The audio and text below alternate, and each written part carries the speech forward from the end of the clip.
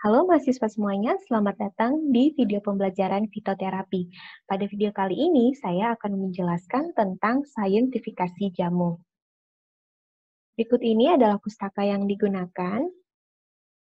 Kemudian yang saya tandai ini ya, ini merupakan peraturan-peraturan yang mendukung saintifikasi jamu di Indonesia.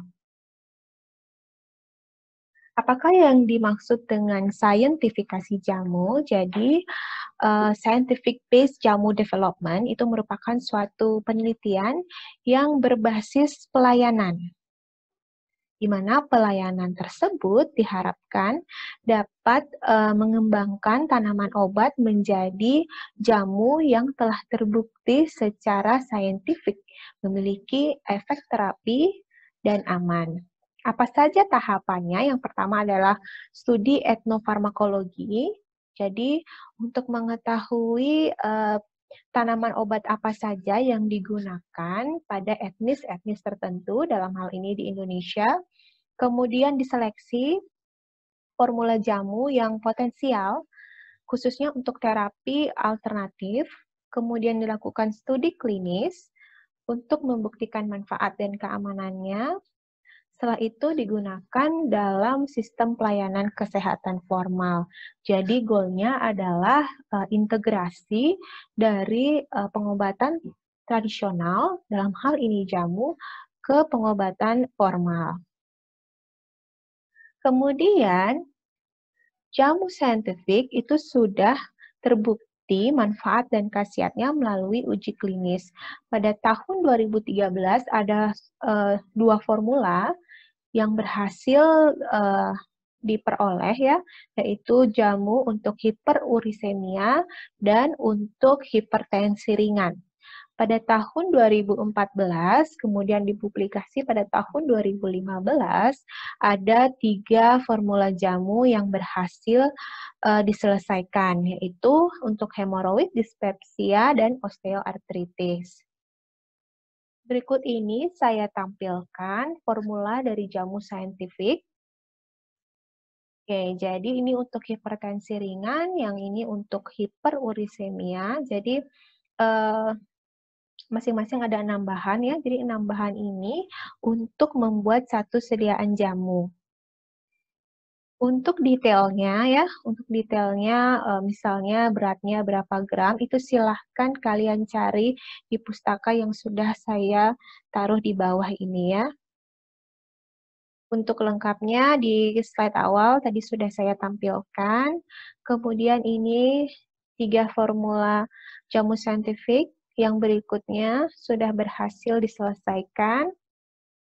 Dan proyek berikutnya itu adalah mendapatkan formula jamu untuk kelima indikasi ini ya.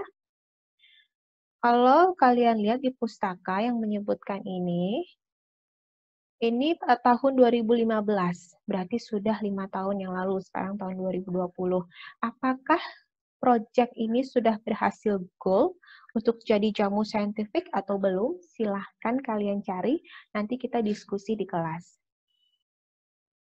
Kemudian, untuk program saintifikasi jamu yang dilakukan oleh pemerintah, itu selain dokter yang terlibat ya, dokter herbal, apoteker juga memegang peranan penting. Apa saja? Yang pertama adalah menerapkan pekerjaan kefarmasian dalam saintifikasi jamu. Kemudian memastikan pengadaan jamu berkualitas. Tidak saja pengadaan, tapi juga penyimpanan dan distribusinya. Selain itu, melakukan pharmaceutical care dan pharmaceutical record, termasuk di dalamnya apabila terjadi efek samping dari jamu saintifik, serta pengembangan produk jamu saintifik berikutnya. Kemudian, untuk mendukung saintifikasi jamu, pemerintah membuat atau membangun sarana dan prasarana pendukung. Ada kebun tanaman obat, kemudian laboratorium pendukung ya, dan rumah riset jamu. Nah, rumah riset jamu ini atau disebut klinik saintifikasi jamu Hortus Medicus, selanjutnya ingin saya perlihatkan kepada kalian. Oke, ini fotonya ya. Jadi pada klinik ini Obat-obatan yang diberikan dari dokter ke pasien itu bukan berupa obat modern, melainkan berupa jamu saintifikasi.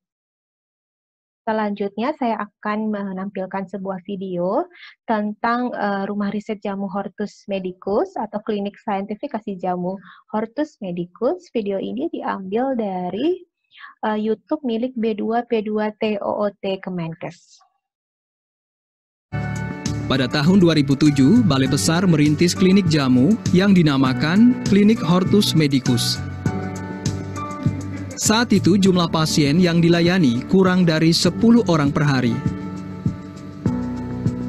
Berdasarkan Peraturan Menteri Kesehatan Nomor 003 Tahun 2010 tentang Saintifikasi Jamu Penelitian Berbasis Pelayanan, Balai Besar mengembangkan Klinik Hortus Medicus menjadi klinik saintifikasi jamu yang diresmikan Ibu Menteri Kesehatan Nafsiyah Boy pada tanggal 31 Januari 2013 dengan nama Rumah Riset Jamu Hortus Medicus. Saat ini jumlah pasien berkisar 150 orang per hari. Program saintifikasi jamu merupakan kegiatan penelitian berbasis pelayanan untuk memberikan bukti ilmiah dalam menghasilkan jamu yang aman, bermutu serta berkhasiat, sehingga dapat dimanfaatkan dalam pelayanan kesehatan formal. Jamu yang digunakan merupakan racikan Simplicia dan juga ekstrak tanaman obat yang telah diuji keamanan dan khasiatnya melalui uji praklinik dan uji klinik. Rumah Riset Jamu Hortus Medicus dilengkapi dengan fasilitas laboratorium pemeriksaan, kebun sayur organik, dan food terapi. Rumah Riset Jamu Hortus Medicus didukung 9 dokter yang merangkap peneliti, 3 apoteker berpengalaman dalam penyiapan jamu, asisten apoteker, perawat, analis kesehatan, dan gizi. Dalam pelaksanaan saintifikasi jamu, dokter dan apoteker sekaligus sebagai peneliti merupakan komponen utama yang harus memiliki kompetensi. Dari video ini, menurut kalian, mengapa kita harus tetap melestarikan jamu? Sekian video kali ini, terima kasih sudah menyimak.